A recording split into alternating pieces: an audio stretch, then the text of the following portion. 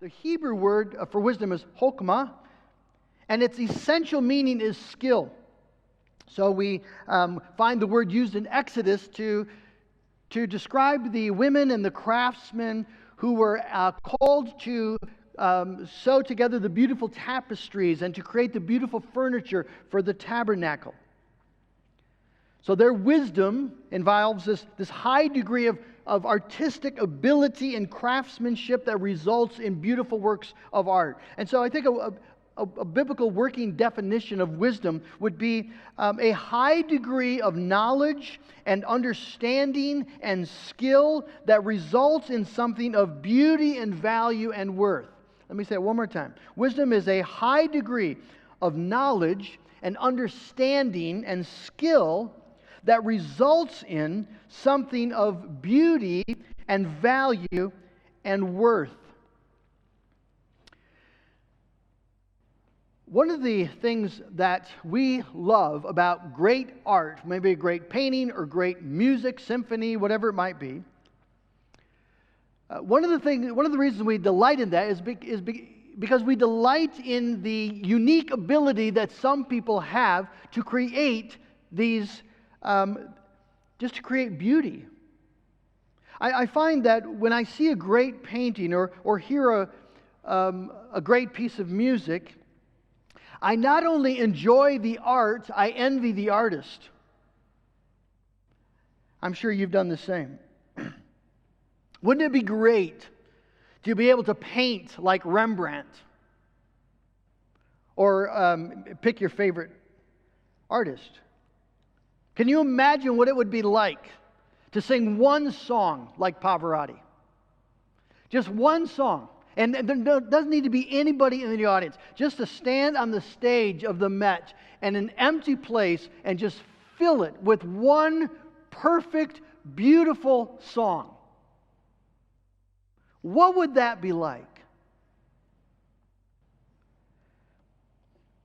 It would be incredible. Some of you maybe have been paying attention to the documentary The Last Dance, story of Michael Jordan, the basketball player. He was idolized around the world. Why? Because he could do things on a basketball court that no one had ever seen done before. He was the Beethoven of basketball, a craftsman with unparalleled skill. But here's the question for us this morning. How do you create a beautiful life?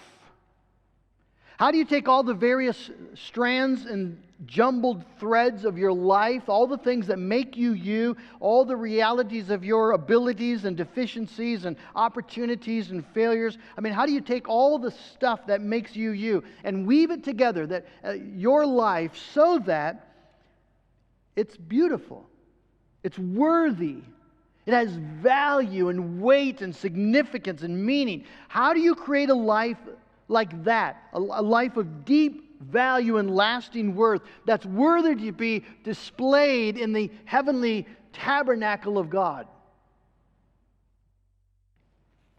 You see, isn't this what we secretly want? Don't you want to be great? Don't you want your life to be something meaningful and weighty and worthy and beautiful? Of course you do. Why do little girls want to be seen as pretty and little boys want to be seen as fast and strong and brave? Because they want to be great. They want their little life to matter. They want to be affirmed as significant and valuable. And they can't help it. You see, our native land is the Garden of Eden, and we sense that beauty and value and worth are somehow wrapped into our purpose, and we long for it and grieve its loss. And we live, you see, then with this sense that we're made for so much more. But how do you attain to something more? And the world offers all sorts of suggestions. I read an interesting article regarding the movie, the documentary, The Last Stand, Last Dance. And he said in two of the figures, Jordan and Dennis Rodman, you really have the sort of the old way of doing life and then the new postmodern way of doing life. So Michael Jordan, the answer to the question, how do you attain the good life, is be great. That's Jordan's answer. Rodman's answer is be yourself. And that is, so the article said Rodman is the first sort of icon of postmodern nihilistic self-expressionism.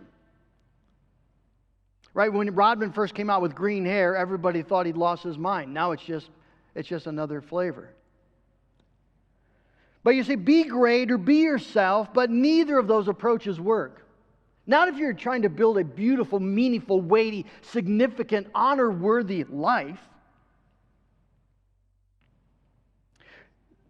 And hence the urgency of the question, where can wisdom be found? We sense we're made for something more. But where do you find the skill to weave the one life that you have to live? You just get one. And how do you weave that one life into something approved by God and worthy for His affirmation? That's the question.